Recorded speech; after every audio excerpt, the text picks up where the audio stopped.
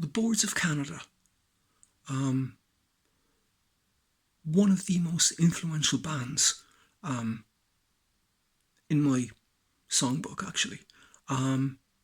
Their oeuvre is absolutely superlative, to say the least. Geogaddi and Music Has the Right are two of the most fantastic albums I've heard. Amazing. People like, I know Cillian said, like, it's Abbey Road by the Beatles and stuff like that, and I kind of respect that.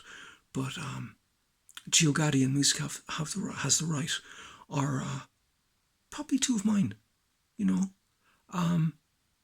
They're absolutely just exquisite taste infused Moog synth and kind of oblique melodies, understated, with just very, very well recorded Ludwig drums, and the kind of processed vocals, the vocalizations and processed vocals and the narratives. Exquisite, absolutely exquisite.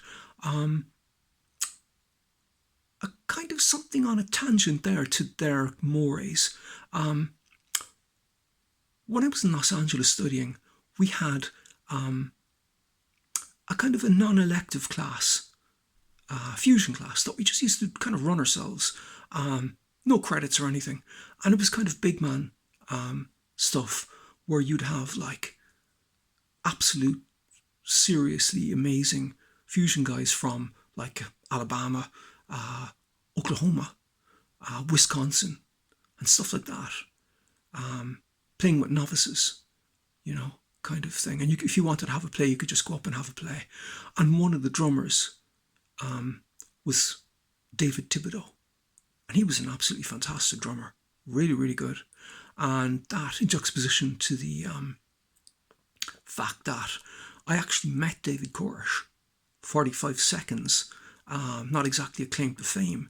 The kind of opening chords for Not of This Earth, I like Joe Satriani, yeah, where are you from? Ireland. And then me running off to get a cookie, a homemade cookie and a glass of juice, and then taking off to Diego and Paz for the obligatory cortado. Not the most amazing story, but there you go. Squarepusher, Tom Jenkinson. Hard Normal Daddy, as I said, is one of my favourites of his. And as I said, when we were in Serbia playing all over the former Yugoslavia, actually, in the tape machine in the van, we had Squarepusher on incessantly. The breakbeats, the kind of bass, the synths, really, really just cool stuff. And maybe some people don't know, but Squarepusher is one of the best post-Jacko bassists around.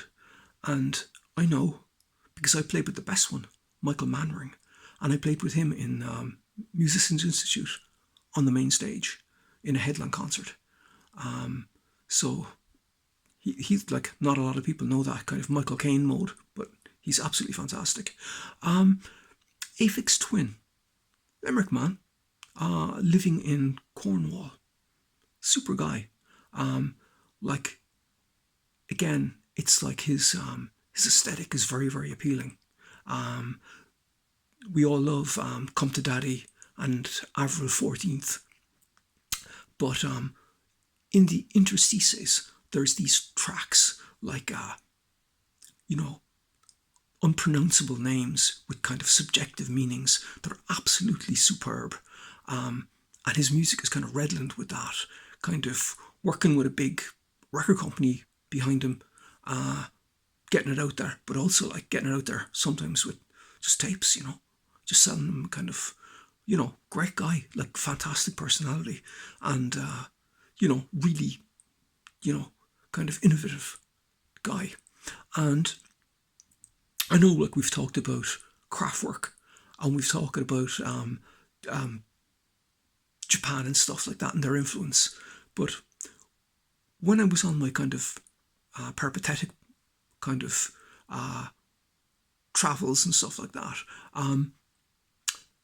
the four, like in that zeitgeist, the four bands that were the drivers of what I was doing were Radiohead, Aphex Twin, Boards of Canada, and Squarepusher. Those were the four guys that were pushing the music. Like what I was playing was the antithesis of that, but that's what I was listening to when I was doing that stuff mainly. And they had, had a profound influence. And on like a couple of the albums like Medulla Comid and Driving in Iceland, and Poetic Errors and stuff, and even on Chartreuse, those influences are there, and they're quite telling. Thank you very much for listening.